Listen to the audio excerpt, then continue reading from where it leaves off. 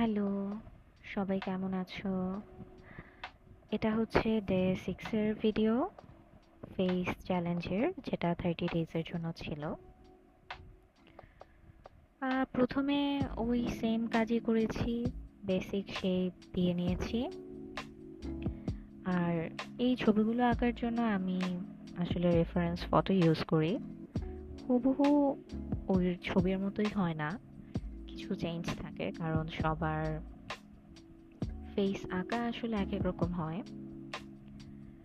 আরেকটা জিনিস যেটা আমি ফিল করলাম, যে আমার হেয়ার আঁকাটা মোটামুটি বেশ ভালোই হচ্ছে, তবে সিমেট্রি আনাটা এটা একটু কঠিন আমার জন্য।